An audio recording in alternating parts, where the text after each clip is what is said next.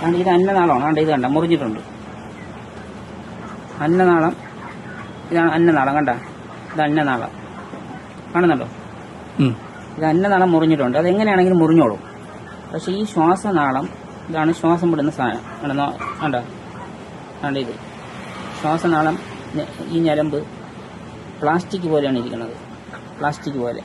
ഇത് കത്തി ശകല മൂർച്ചക്കുറവാണെങ്കിലും ഇത് മുറിയത്തില്ല. ഇങ്ങനെ ആയിക്കൊണ്ടിരിക്കുകയുള്ളൂ. സൈഡിലോട്ട് അങ്ങനെ മാറിയിരിക്കും. അപ്പൊ ഈ ശ്വാസനാളം മുറിയാതിരുന്നാൽ ചത്ത കോഴിയെ പോലെയാണ്.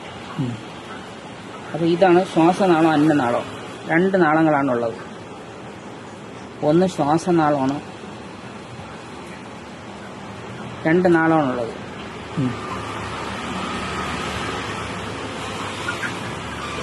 ഒന്ന് ശ്വാസനാളമാണ്, ഒന്ന് അന്നനാളമാണ്. ഇത് ശ്വാസനാളം. കണ്ട ഇതാണ് ശ്വാസം വിടുന്ന സ്ഥലം. ഇതുവഴിയാണ് ശ്വാസം വിടുന്നത്. അപ്പം ഇതിന്റെ താഴെ വെച്ചാണ് മുറിയേണ്ടത്. ഇതിന്റെ താഴെ വെച്ചാണ് മുറിയേണ്ടത്. ഒരു കൈ കൊണ്ട് അറക്കുമ്പോഴുള്ള കുഴപ്പമെന്ന് പറഞ്ഞാൽ പല സമയത്തും ഇത് മുകളിൽ നിന്ന് മുറിയും.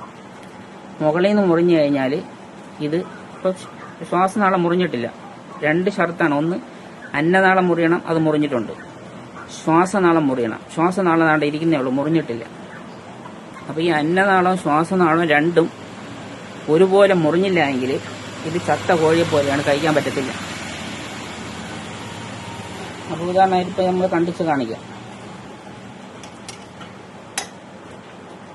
ഇതുപോലെ ഇതിങ്ങനെ മുകളിൽ വായുടെ ഭാഗത്തേക്ക് ഇത് വരണം. ഇത് വായുടെ ഭാഗത്തേക്ക് വരണം. ഇതിന്റെ താഴെ വെച്ചാണ് മുറിയേണ്ടത്. മുകളിൽ വെച്ച് മുറിഞ്ഞാൽ ഇത് പിന്നെ ചത്തതുപോലെയാണ്.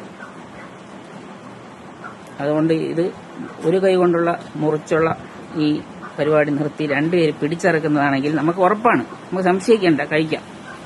ഇങ്ങനെ വന്നു കഴിഞ്ഞാൽ ഇത് ഒരിക്കലും കഴിക്കാൻ പറ്റത്തില്ല. ഇത് ഇപ്പൊ ചത്ത കോഴിയാണ്. ഇതിപ്പോ ആരും കൊടുക്കാനും പറ്റത്തില്ല. ഇത് കുഴിച്ചിടാനേ പറ്റുള്ളൂ. ഇതിന്റെ കാശ് ഞാൻ തരാം. അപ്പൊ ഇത് പിന്നെ ഇത് കണ്ടില്ലേ, ശ്വാസനാളം ഇരിക്കുന്നേ ഉള്ളൂ. അപ്പൊ ഇത് രണ്ടും ഇങ്ങനെ മുറിയണം. ഇതുപോലെ ഇരിക്കണം. മുറിഞ്ഞു കഴിഞ്ഞാൽ ഇങ്ങനെ മുറിഞ്ഞാലേ കഴിക്കാൻ പറ്റും. ഈ സാധനം ഈ മുകളിലോട്ടിരിക്കണം. ഇവിടെ ഇങ്ങനെ ഇരിക്കണം. ഈ സാധനം അങ്ങോട്ട് പോകണം. ഇങ്ങനെ മുറിഞ്ഞാലേ കഴിക്കാൻ പാടുള്ളൂ. അല്ലെങ്കിൽ ഇത് ചത്ത ഫലത്തിലാണ് നമ്മൾ കഴിക്കുന്നതെല്ലാം ഈ ഹറാമാണ് കഴിച്ചുകൊണ്ടിരിക്കുന്നത്. അപ്പോൾ രണ്ടുപേര് പിടിച്ചെടുക്കുക എന്നുള്ളൊരു നിർബന്ധമായ ബാധ്യതയാണ്. കാരണം പല സ്ഥലത്തും ഇതുപോലെ നമ്മൾ പല സ്ഥലത്തും പോയി മുറിച്ച് നോക്കിയതെല്ലാം ഇതുപോലെ മുറിഞ്ഞിട്ടില്ല. പിന്നെ ചിലതൊക്കെ മുറിഞ്ഞിട്ടുണ്ട്. പക്ഷെ അധികവും ഇതുപോലെ മുറിയാതെയാണ് വരുന്നത്. അപ്പം അതുകൊണ്ട് ഈ രണ്ടുപേര് പിടിച്ചെടുക്കുക എന്നുള്ളത് നമ്മുടെ കേരളത്തിൽ നിർബന്ധമാക്കേണ്ട ഒരു കാര്യമാണ്. അതുകൊണ്ട് നമ്മളിത് ഈ കാര്യത്തിന് ആളുകളിലേക്ക് ഷെയർ ചെയ്യുകയും പ്രോത്സാഹിപ്പിക്കുകയും ചെയ്യണം. ഇതിനകത്ത് ഇപ്പോൾ രണ്ടുപേര് നിർത്തുന്നു എന്നുള്ളതിന്റെ പേരിൽ ചെറിയൊരു നഷ്ടം നമുക്ക് സംഭവിച്ചാലും യഥാർത്ഥത്തിൽ ഇതിനകത്ത് അള്ളാഹുത്തിന് അതിന്റെ ലാഭം അള്ളാഹു തരും. കാരണം ഇത് നമ്മളൊരു ഹലാലായ കാര്യം ആളുകൾക്ക് ഹലാലായ നിലയിൽ കൊടുക്കുന്നതിന് വേണ്ടിയാണ്. അപ്പൊ ഇത് ഹറാമ് തീറ്റിക്കുക എന്നുള്ളത് അതിനേക്കാളും വലിയ ശിക്ഷയാണ്.